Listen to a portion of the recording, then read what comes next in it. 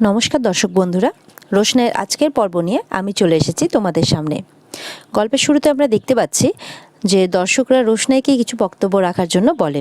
এদিকে দেখা যাচ্ছে আরণ্যকও চলে এসেছে। আরণ্যক মনে মনে বলতে থাকে, এইভাবেই লক্ষ লক্ষ আলো এসে পড়ুক তোমার দিকে, এইভাবেই তুমি সামনের দিকে এগিয়ে যাও। যারা তোমাকে কষ্ট দিয়েছে তাদের সব অপমানের উত্তর তুমি এইভাবেই দাও। রোশনাই ছোটোর দিকে তাকায়।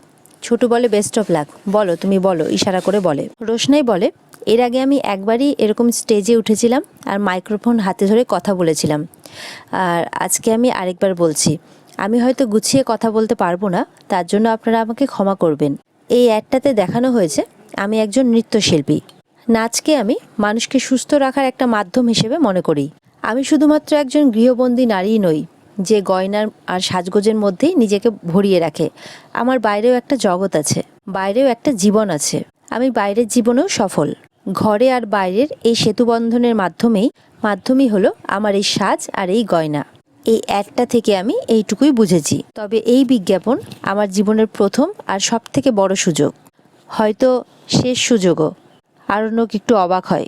আমি জানি না ভবিষ্যতে আমার কি হবে। এরকম একটা আলোকিত জগতে পা রাখার তো আমার কোনো কথাই ছিল না। তবে এখানে আমি আসতে পেরেছি শুধুমাত্র একটা মানুষের জন্য, সেটা হচ্ছে আরণ্যক চ্যাটার্জি স্যার। উনি আমাকে ভরসা করে বিশ্বাস করে এত বড় একটা মঞ্চ উপহার দিয়েছেন। উনি আজকে এখানে উপস্থিত নেই, কিন্তু আমি ওনাকে আমার সম্মান আর শ্রদ্ধা নিবেদন করছি। আরণ্যক শুনে খুব খুশি হয়, ছোটুও শুনে খুশি হয়। শুধুমাত্র ওনার জন্য আজকে এই সন্ধেটা আমার কাছে সারা জীবন সঞ্চয় করে রাখার মতো একটা অনুষ্ঠান হয়ে উঠেছে। এই মঞ্চে যারা আমার পাশে দাঁড়িয়ে আছে তারা অনেক বেশি যোগ্য, তাদেরকে আমি নমস্কার জানাই। গরিমা সুরঙ্গমা তো আলাদাই নজর নিয়ে তাকাচ্ছে রোশনাইয়ের দিকে। এই মঞ্চে সুরঙ্গমা মুখার্জির মতো একজন জীবন্ত কিংবদন্তি শিল্পী আছে, তাকেও আমি প্রণাম জানাই। আর আছে তার সুযোগ্যা কন্যা গরিমা মুখার্জি, তাকে আমার অনেক বেশি ভালোবাসা। আর যারা এতগুলো টাকা দিয়ে এই অ্যাডটাকে বানিয়েছে তাদের পরিশ্রম যাতে সফল হয়। স্যার, আমাদের পরিশ্রম যাতে সার্থক হয়। মিস্টার সুরিয়া, যিনি এই কোম্পানির হেড, তিনিও এটা শুনে খুব খুশি হন রোশনাইয়ের মুখে এই কথাগুলো। এমনকি ওখানে উপস্থিত সবার মুখে হাসি ফোটে রোশনাইয়ের মুখের এই কথাগুলো শুনে। রোশনাই বলে, আরেকজন মানুষও আছে যে নীরবে আমাকে সমর্থন করে চলেছে, সবসময় আমাকে সাহায্য করে। তিনি হয়তো সম্পর্কে আমার কেউ হন না, কিন্তু আমি তাকে নিজের কাকার মতোই দেখি।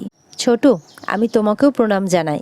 ছোটু খুশি হয়, দূর থেকে আশীর্বাদ করে রোশনাইকে। সবাইকে নমস্কার জানায় রোশনাই। সবাই হাততালি দেয়। মিডিয়া থেকে প্রশ্ন আসে মিস্টার সুরিয়ার কাছে যে আপনারা আপনাদের অ্যাডের জন্য নিউ ফেসকেই কেন বাছলেন? আপনাদের কাছে তো গরিমা মুখার্জির মতো এত ভালো একজন ট্যালেন্ট ছিল। মিস্টার সুরিয়া বলেন, আমরা আসলে এই বছর একজন নতুন মুখ ব্যবহার করতে চেয়েছিলাম। আমাদের রোশনাইকে দেখে পারফেক্ট চয়েস বলে মনে হয়েছিল, একে আমরা সিলেক্ট করেছি। আর গরিমা মুখার্জি খুবই ট্যালেন্টেড, কখনো না কখনো তিনি নিশ্চয়ই আমাদের সাথে কাজ করবেন। একজন বলে, স্যার, আপনারা যে রোশনাইকে বাছলেন সেটা কি তার সুন্দর মুখের জন্য? সুরিয়া বলে, না না, আমাদের এই অ্যাড ক্যাম্পেইনের জন্য রোশনাই হচ্ছে পারফেক্ট সিলেকশন। রোশনাই সুন্দরী ও ট্যালেন্টেড, ও একজন খুবই ভালো নৃত্যশিল্পী। আপনারা সেটা ভিডিওতেই দেখতে পেয়েছেন। আর তার নাচের ধারাটিও ভীষণই ইউনিক। রূপ আর গুণ একসঙ্গে মিলে গিয়েছে বলে আমরা রোশনাইকে সুযোগ দিয়েছি। এটা শুনে সবাই হাততালি দেয়। সুরঙ্গমা ম্যাডাম প্রায় সব সময় আপনাদের অনুষ্ঠানে আসেন, তো এই যে নিউ ফেস নেওয়া হলো, এটা নিয়ে আপনার কি বক্তব্য? মাইক্রোফোনটা মিস্টার সুরিয়া সুরঙ্গমার হাতে দেয়। সুরঙ্গমা বলে, এই সংস্থাটি জন্মলগ্ন থেকে প্রথম থেকেই অত্যন্ত ভালো কাজ করেন। এই কথা ঠিকই, ওনারা সামাজিক বার্তা দেওয়ার চেষ্টা করেন, আর সেই দিক থেকে রোশনাইকে সিলেক্ট করে ওনারা একদম সঠিক কাজ করেছেন। কিন্তু যেই কথাটা ওনারা কেউ প্রকাশ্যে বলতে পারেননি, সেই কথাটা আমি সুরঙ্গমা মুখার্জি আপনাদের সবাইকে বলবো। এটা শুনে একটু সবাই অবাক হয়। আসলে ওনারা বলতে চেয়েছেন যে ওনারা যে কোনো মেয়েকে সুযোগ দিয়ে থাকেন। আপনারা প্রশ্ন করতে পারেন যে কোনো মেয়ে কথাটা আমি কেন বলছি? আমি বলছি তার কারণ এখানে আপনাদের মডেল রোশনাইয়ের আসল পরিচয় এখানে কেউ জানে না। রোশনাই আর আরণ্যক এবার একটু অবাক হয়। সুরঙ্গমা বলে, আমি যা আমি তাই।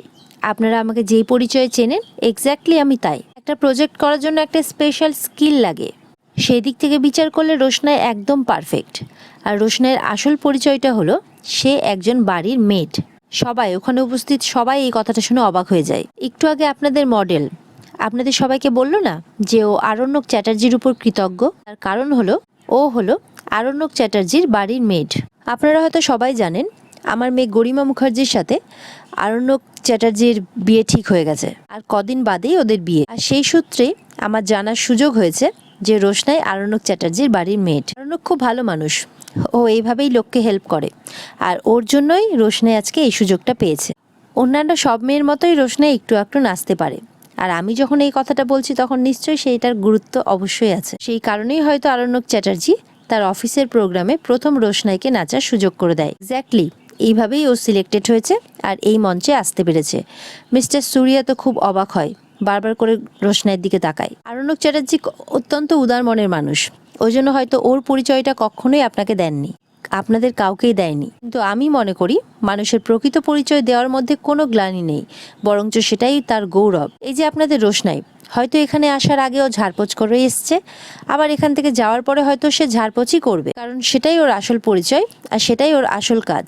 এরকম একজন মেয়েটকে যে এইভাবে পুরো সমাজের কাছে ছড়িয়ে দিতে পারলো, এটা নেহাতি একটা নিশ্চয় একটা সামাজিক বার্তা। রোশনাই ঠিকই বলেছে, ওর আজকের সন্ধেটা হয়তো ওর জীবনের শ্রেষ্ঠ সন্ধ্যা, আর হয়তো এটাই প্রথম আর এটাই শেষ সন্ধ্যা। কারণ ও জানে যে হাত পা নাড়লেই নাচ করা যায় না, কারণ নাচের জন্য প্রশিক্ষণ লাগে, নাচের জন্য তালিম লাগে, আর এই প্রশিক্ষণ, এই ট্রেনিং, এগুলো কোনোটাই রোশনাইয়ের পক্ষে সম্ভব নয়। তাই এই মুহূর্তটা ওর জন্য খুবই গৌরবের বিষয় ছিল, কিন্তু দুঃখের বিষয় এই সন্ধেটা ওর জীবনে খুব তাড়াতাড়ি শেষ হয়ে যাবে। একটা অ্যাড করতে হলে কেবলমাত্র একটা বিউটিফুল ফেস হলে হয় না, ফেসে লেখাপড়া রিফ্লেকশন দরকার হয়, সেই ফেসে ভালো আলো পড়তে হয়, একটা অভিজ্ঞতার দরকার হয়।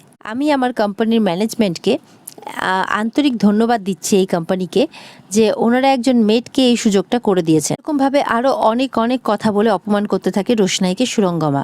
ছোটুর বা আরণ্যকের কারোরই এই জিনিসটা ভালো লাগে না। দর্শক মহলে কথাবার্তা শুরু হয়ে যায়। অ্যাঙ্কার বলে, রোশনাইয়ের এই ইতিহাস সত্যি আমাদের জানা ছিল না, আর এই যে ওনাকে একটা সুযোগ করে দেওয়া হয়েছে এর জন্য আমি কোম্পানিকে অনেক ধন্যবাদ দেব।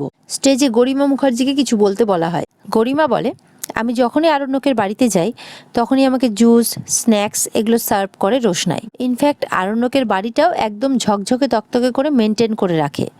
রোশনাইয়ের এগুলো শুনতে খারাপ লাগে, চুপ করে তাকিয়ে থাকে গরিমার দিকে, চুপ করে তাকিয়ে থাকে সবার দিকে। কিন্তু রোশনাইয়ের জীবনে না বরাবরই একটা স্ট্রাগল আছে।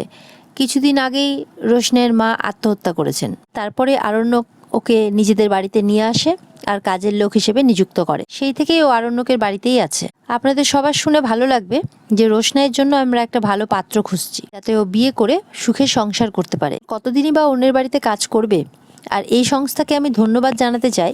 খুব ভালো লাগছে এটা দেখে যে রোশনাইয়ের মতো একজন মেয়েকে অ্যাটলিস্ট একদিনের জন্য হলেও স্বপ্ন দেখার সুযোগ করে দিয়েছে, একদিনের জন্য হলেও রানী করে তুলেছে। গরিমার বক্তব্যে শুধুমাত্র সুরঙ্গমা ছাড়া আর কেউ হাততালি দেয় না। এটা দেখে তো গরিমা সুরঙ্গমা অবাক হয়ে যায়, নিজেরাই অপমানিত বোধ করতে থাকে। দর্শক মহল থেকে একটাও হাততালি তারা পায় না।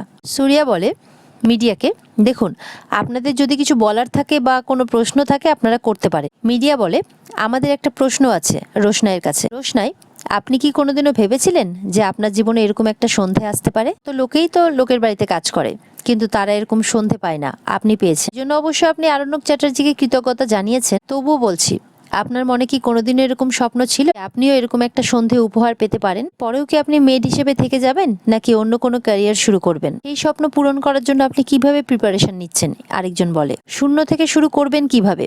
আরেকজন বলে, লেখাপড়া শিখবেন না নাচ শিখবেন, কিভাবে? যদি এই বিষয়ে কিছু বলেন। রোশনাই বলে, your first question is, if I think I get a chance to live another day like this ever in my life, right?